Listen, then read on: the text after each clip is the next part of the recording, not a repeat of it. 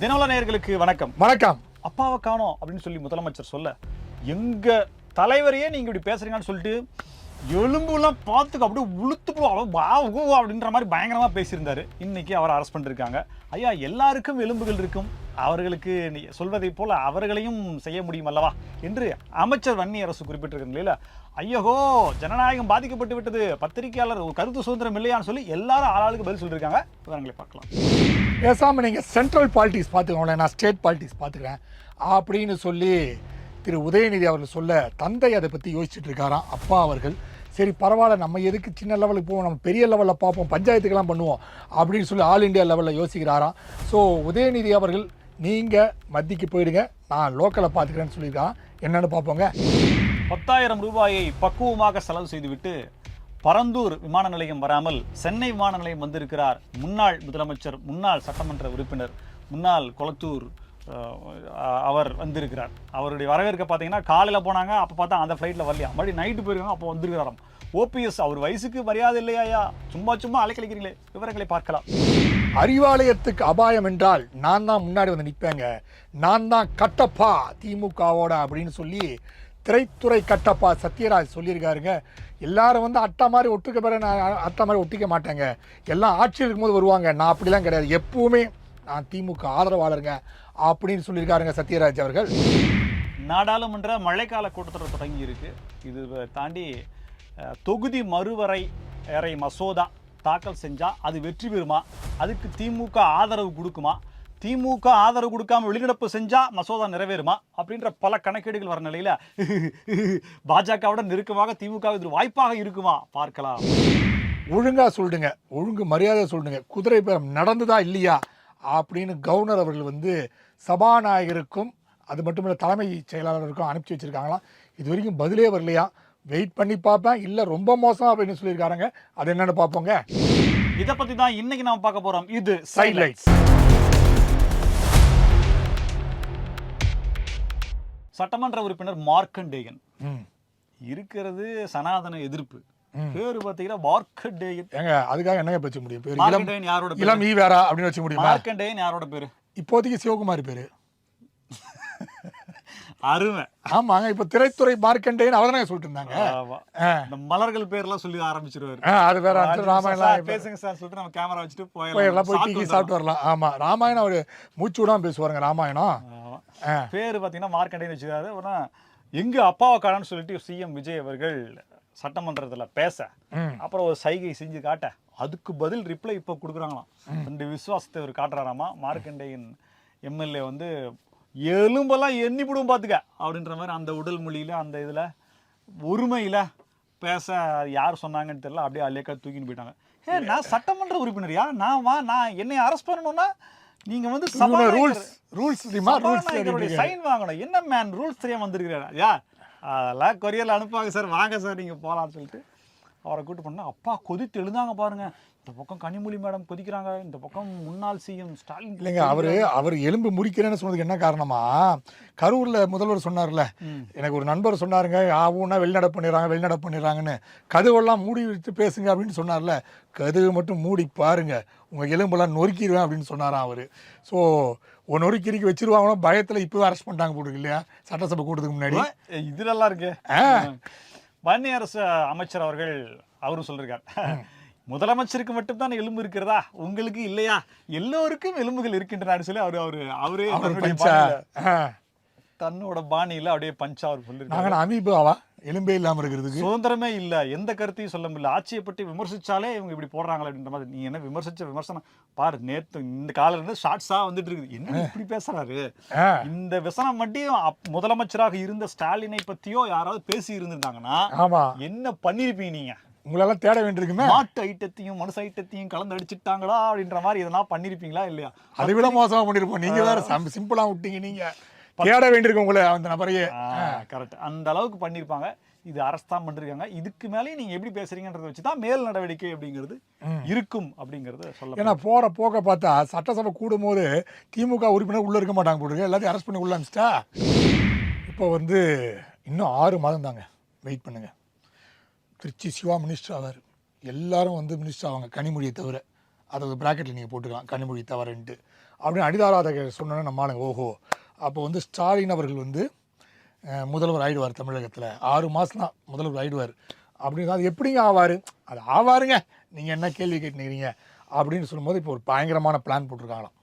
அதாவது உதயநிதி அவர்களை செயல் தலைவராக்கிடலாம், இவரை வந்து சென்ட்ரலுக்கு அனுப்பிடுவோம். தந்தை வழியே தனையன். ஆமாம், சென்ட்ரலுக்கு அனுப்பிச்சிடுவோம். சென்ட்ரலுக்கு அனுப்பிச்சோன்னா அவர் வந்து சென்ட்ரலில் என்னங்க பண்ணுவார்? கருணாநிதி இருக்கும்போது ஸ்டாலின் செயல் தலைவர் வந்தார். ஆமாம், கொஞ்சம் கொஞ்சமாக கொண்டு வந்து அதுக்கே போனால் போதும் தான் சேர்த்துனாங்க. அதான் வந்து துர்கா அம்மையார் ப்ரெஷரு இல்லை தயாலம்மாள் ப்ரெஷர்லாம் வந்து அப்போயே ஆக்கினாங்க. அதுக்கப்புறம் வந்து இப்போ டெல்லியில் போய் ஆரம்பிச்சு. சரிங்க, டெல்லியில் காங்கிரஸே வேலை இல்லாமல் உட்காந்துருக்கு. ஹிந்தி தெரியாது, தமிழ் தெரியாது, அது தெரியாதுங்க, இங்கிலீஷும் இவருக்கு வராது. ஹிந்தி கூட்டணி இல்லையே, துண்டுச்சிட்டு எல்லாம் பேசவே மாட்டாங்க. கூட்டணி இல்லை, யார்கிட்ட போய் பேசுவார்? இவரே பிரதமர் ஆயிடுவார்ல, ஆர்எஸ் பாரதி தான் சொன்னார்ல பிரதமர் ஆயிடுவாருன்ட்டு. அப்புறம் சரி டெல்லி யாரு மற்றவங்களுக்காக நான் எதுக்கா பாடுபடணும், நானே பிரதமர் ஆகிட்டு போறேன். நான் ஒரு வாட்டி ஜப்பான் பிரதமராக வேறு இருந்திருக்கேன்ல, அது வேறு சொன்னாங்களே, ஜப்பான் ஜனாதிபதியான பிரதமரானலாம் சொன்னாங்களா, அதெல்லாம் சொல்லிட்டு இருக்கு. இது என்னது திருவான்மியூர் டு உத்தண்டி 2100 கோடி ரூபாய்க்கு அடிச்சாங்க. ஆமா, நீ அப்படியே சென்ட்ரல் போயிட்டாம வச்சுக்கீங்க, கன்னியாகுமரி காஷ்மீர் தான். மினிமம் 1000 crore தான் ஐயா வருவாரு. காஷ்மீர்ல இருந்து கன்னியாகுமரி அடிக்கிற ரோட் அப்படின்றாப்ல. சரி, அங்க போய் என்னங்க பண்ணுவாரு? கங்கை காவிரி இணைப்பு திட்டம் 10 லட்சம் கோடி திட்டத்தினுடைய மதிப்பு. ஏன் 10 லட்சம் கோடி கம்மியா இருக்க? போடுறது எதை போட ஆயிரம் தானே சொல்றோம், எவ்வளோ சொல்லலாம். சரிங்க, அங்கே போய் என்னங்க பண்ணுவாருன்னா பஞ்சாயத்து பண்ணுவாருங்க. எல்லா கட்சியும் இப்போ சண்டை போட்டுலாம் இருக்குது தெரியுமா, அதெல்லாம் இணைப்பாருங்க. ஏற்கனவே அந்த வேலையை இது நம்ம இவங்க மம்தா பானர்ஜி பண்ணலான்னு பிளான் பண்ணிட்டு இருக்காங்க. ஏன்னா நான் சும்மா தான் வீட்டில் உட்காந்துருக்கேன், போகிறவங்களாம் 20ஆம் தேதி இன்னைக்குள்ள சொல்லி டெட்லைட் கொடுத்தாங்க, போகிறவங்க வெளியே போடா அப்படின்ட்டாங்க அந்த அம்மா. அதனால் அவங்களும் வெட்டியாக தான் உட்காந்துருக்காங்க. அவங்களும் அதான் சொன்னாங்க, நான் காங்கிரஸ் நான் வேணா போய் பஞ்சாயத்து பண்ணிட்டு இருக்கேன், டெல்லியில் ஒரு வீடாக பிடிச்சி கொடுத்துருங்கன்ட்டு. இப்போ அவங்க கூட போயிட்டு இவரும் உட்காந்து பஞ்சாயத்துலாம் பண்ணுவார் போட்டுருக்கு. டெல்லியில் போயிட்டு இதெல்லாவோ அது ஜாவோ அப்படின்னு சொல்லுவார் போட்டுருக்கு. 30 நாளில் ஹிந்தி கற்பது எப்படி, அது ஒரு பப்ளிகேஷன் டாயப்பட்டதாக இருக்குது, அதை மாதிரி வாங்கி படிச்சுக்கணும். இப்போலாம் வந்து இதில் யூடியூப்லாம் வர சொல்லித்தராங்க, அதெல்லாம் கூட பண்ணலாம். அதனால் இப்போ அப்போ சொல்கிறாங்க, நீங்கள் அங்கே போயிட்டீங்கன்னா நான் வந்து லோக்கலில் இருக்கிற இளைஞரெல்லாம் அப்படியே உற்சாகப்படுத்தி, ஏற்கனவே ஜென்சின்னு ஒன்று சுற்றிட்டு இருக்காங்க தெரியுமில்ல, ஒரு கும்பலுங்க. அந்த ஜென்சியால் அந்த ஜென்சியால் இருக்கிற 10 ஓட்டும் போயிடும் திமுக. எனக்கு தெரிஞ்சு அவங்க செயல்படுறதா இருக்கிற ஓட்டெல்லாம் லைஸாகினே போயினுக்குது.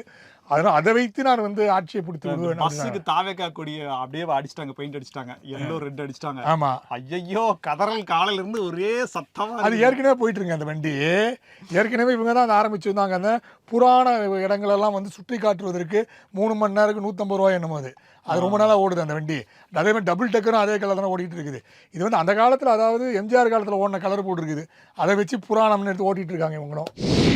லண்டன்ல ஃப்ளைட்டு கிளம்பும் போது டயர் கடையில் எலுமிச்சம்பழத்தை வச்சு சேஃபா வந்து சேருவார்னு பார்த்தா காலையில வருவார்னு சொன்னார். ரூட்டு மாறிச்சா அது என்னன்னு தெரியல, மேலே யாரும் சிக்னல் கிடைக்கல போல. எனக்கு தெரியும் துபாய் கிபாயெல்லாம் போயிட்டு வந்தான்னு கேள்விப்பட்டேன். கேப்ல வேற வந்து அவர் வேற காவா காத்து அல்லாத வயதுல அவரெல்லாம் அலைக்கழிக்கிறீங்களே, இதுல இந்த பாவம்லாம் உங்களுக்கு சும்மா விடுமா?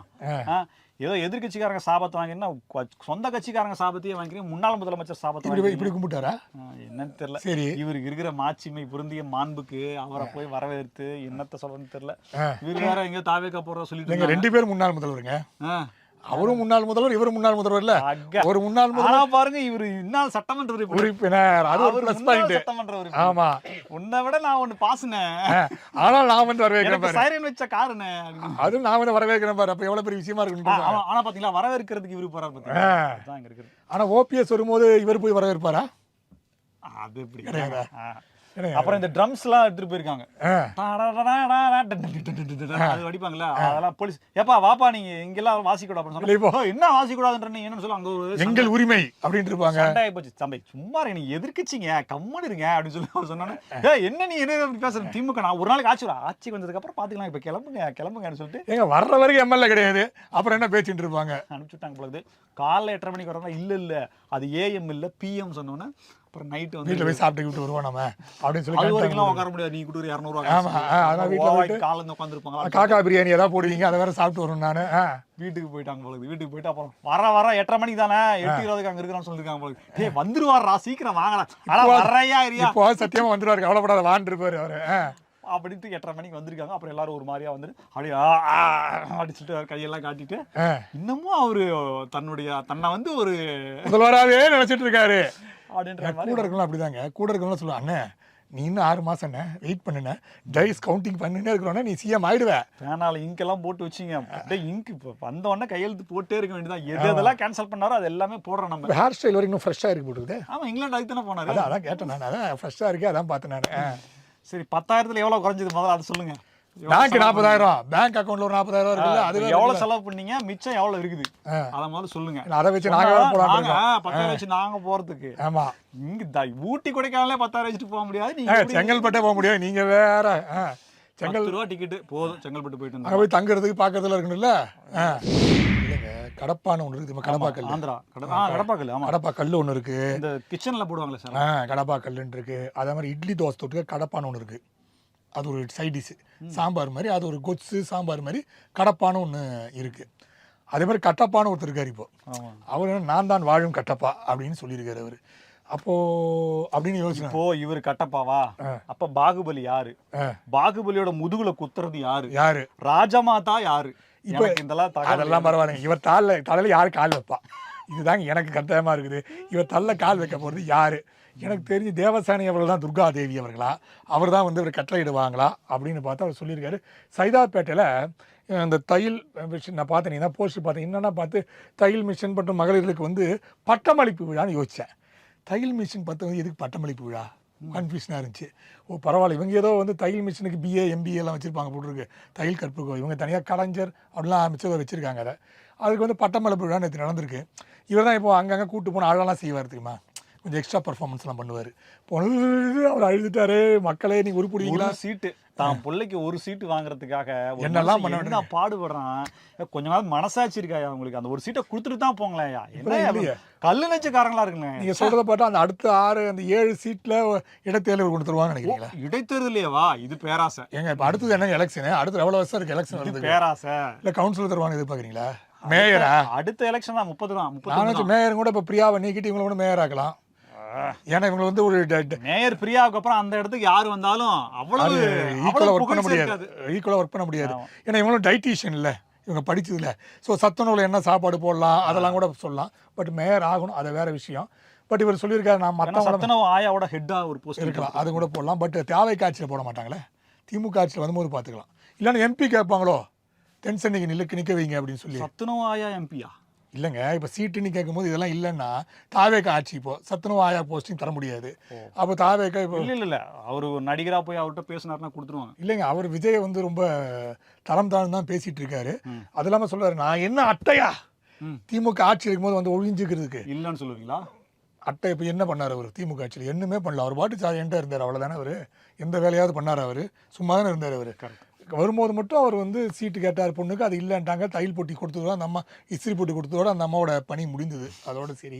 ஸோ இப்போ அவர் சொல்லியிருக்காரு, இப்போ ஆட்டோவில் வந்து நம்ம கொடுத்த ஆட்டோலாம் வேற கொடி பறகுது, அதெல்லாம் கவலைப்படாது, இன்னும் கொஞ்ச நாள் தான் மாற்றம் ஏற்படும், அப்போது வந்து நம்ம கொடி தான் எல்லா ஆட்டோலையும் ஓடுன்ட்டார். ஆட்டோவில் மட்டும் ஓடும் போட்டுருக்கு, வேற எங்கேயும் ஓடாது போட்டுருக்குது. ஸோ இது மாதிரி பல்வேறு கருத்துக்களை சொல்லி நான் மீண்டும் திமுகவின் தியாகி, அறிவாலயத்தின் அடிமை அப்படின்னு நிரூபிச்சிருக்காரு. இதுக்கு ஏதாவது பிரதிபலன் வந்தோன்னே பண்ணுவாருன்னு நினைக்கிறேன் ஸ்டாலின் அவர்கள். பாவம் ரொம்ப கதறாரு. நாடாளுமன்ற மழைக்கால கூட்டத்தொடர் தொடங்கி இருக்கு. இதுல என்னன்னா, தொகுதி மறுவரையறை மசோதா இந்த கூட்டத்தொடர்ல தாக்கல் செஞ்சு அதை வெற்றி பெறுவதற்கான முனைப்பை எடுக்கணும்னு சொல்லிட்டு பாஜக ஒரு தீவிரமான செயலில் இறங்கியிருக்காங்க.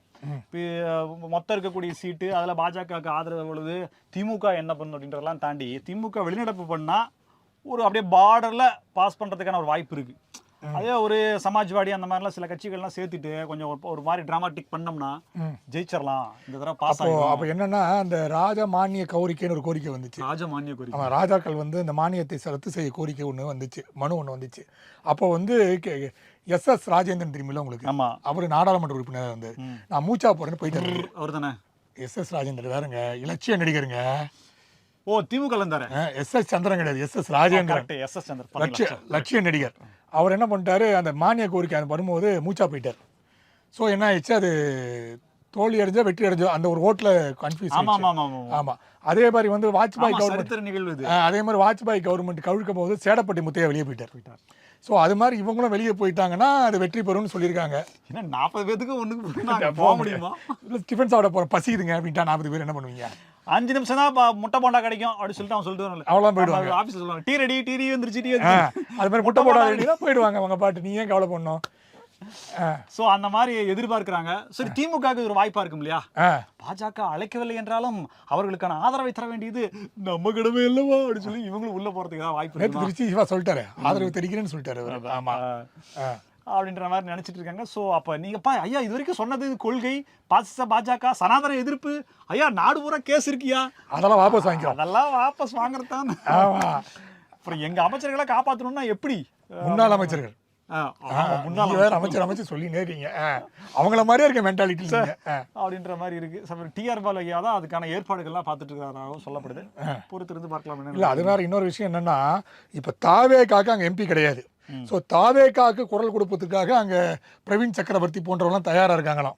நாங்கள் தாவேக்காக பேசுவோம் அப்படின்னு சொல்லி. ஆனால் அங்கே இருக்கிற சிதம்பரம் அவர்கள் திமுக ஆதரவாக நான் பேசுவேன்றாராம். இப்போ இதில் வேற கன்ஃபியூஷன், யார் யாருக்கு எதிராக பேசுவோம், யார் ஆதரித்து பேசுவான்றது கன்ஃபியூஷனாக இருக்குது. இப்போ சிதம்பரம் என்ன பண்ணுவார், திமுகவோட அறிவாலயத்தில் நட்பு இருக்கார், இந்த ஓட்டு போடுவாரா போட மாட்டாரா அப்படின்னு ஒரு கன்ஃபியூஷன் தான் அங்கே இல்லாத. இப்போ உள்ளாட்சி தேர்தலோ அல்லது இடைத்தேர்தலோ வந்துச்சுன்னா யாருக்கு பிரச்சாரம் பண்ணுவார்? அது வேற பிரச்சனை. உள்ள ஒரு தொகுதிக்கு அங்கே பண்ணுவார், ஒரு தொகுதி இங்கே பண்ணுவார்னு நினைக்கிறேன். மாற்றி பண்ணிக்கலாம். காங்கிரஸ் பண்ணுவார், திமுக நேரத்தில் திமுக பண்ணுவார். ஆட்டுக்கு தாடியும் நாட்டுக்கு கவர்னரும் ஒரு கேடு அப்படின்னு சொன்னாங்க. மது நாட்டுக்கு வீட்டுக்கு உயிருக்கு கேடு. அது மாதிரி இவங்க கவர்னர் கேடு அப்படின்னு சொல்லிட்டு இருந்தவங்க இப்போ நிறையா நடந்துருக்குறாங்க கவர்னரை பார்க்கறதுக்கு.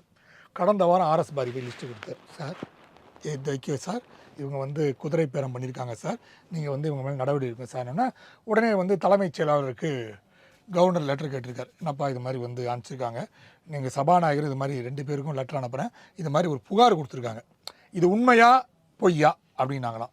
அவங்க அதை பற்றி பேசாமையே உட்காந்துருக்காங்க. மௌனம் சம்மதமா அப்படின்ற லெவலில் போயிட்டுருக்கு. திருப்பி நேற்று போயிட்டு கவர்னர்கிட்ட முந்தானத்து போயிட்டு, ஜி அந்த லெட்டரை கொடுத்தேனே ஜி, கண்டுக்கவே இல்லையே ஜி அப்படின்னா, நான் என்னவா பண்ணுறது, 4 லெட்டர் அனுப்பிச்சா அவங்களுக்கு திருப்பி அவங்களே நமக்கு பதில் அனுப்பல, நான் என்னவா பண்ணுறது அப்படின்னா, அப்படியா பதிலே சொல்லி அவங்க அப்போ கண்டிப்பாக நம்ம கோர்ட்டில் சந்திப்போம் அப்படின்னு சொல்லியிருக்காங்களாம். இதை வச்சு தான் 6 மாதம்ன்றாங்களோ? ஓ சரி சரி சரி. இதில் ஏதாவது நடக்கிறது 6 மாதம் பதில் தானே கேட்டிருக்காங்க, பதில் சொல்லாமல் என்ன அவங்க சட்ட வல்லுநரோட கலந்தாங்க. எவ்வளோ வேலைகள் இருக்காங்க. ஆகஸ்ட் 15 போதகர்கள் தான் பிரச்சார கூட்டம் வேறு இருக்குது ஒய்எம்சிஏல. அதுக்கு சபாநாயகர் தான் தலைமையில் போய் நடக்கணும் போட்டிருக்கு. ஏற்கனவே விஜய் அவர்கள் சொல்லியிருக்காராம், எப்பா இந்த மத கூட்டம் கட்சி ஜாதி கூட்டம்லாம் கலந்துக்காதீங்க, பெரிய பிரச்சனை ஏற்படுன்னு சொன்னாராம். ஆனால் இவங்க கண்டுக்கவே இல்லையா. ஆகஸ்ட் 15 அவர் போய் கலந்துக்க போகிறாராம். அவர் ஒரு 4-5 பேர்லாம் சொல்லியிருக்காங்க, இவங்கெல்லாம் போய் கலந்துக்க போகிறாங்களாம். ஸோ இன்னும் கொஞ்ச நாள் போச்சுன்னா சிஎம் சார் சும்மா இருங்க சார், நீங்கள் பாட்டுக்கு சிஎம் சொல்லிட்டு போயிடுவீங்க, ஓட்டு யார் வாங்குறது, நீங்கள் பாட்டு போயிட்டு சொல்லிடுவாங்க போல. நீங்கள் வேறு சும்மா உட்காந்துருங்க. அந்த மாதிரி நாங்கள் காலைல வரீங்களா, டிஃபன் பாக்ஸ் திறக்கிறீங்களா, சாப்பிட்றீங்களா, 4 மணிக்கு கிளம்பி போகிறீங்களா, 2 மீட்டிங் போடுறீங்களா, 4 ரீல்ஸ் மீட்டிங்கில் திரிபாஷா வந்தீங்கன்னா உங்களுக்கு நான் சல்யூட் அடிக்கணுமா, அவ்வளோதான். சரி, அதுக்கப்புறம் எம்சி ராஜா போய் ஹாலில் போகிறோம். அங்கே இதுக்கு முதலமைச்சர்னா அடக்க ஒடுக்கமா இருக்கணும்.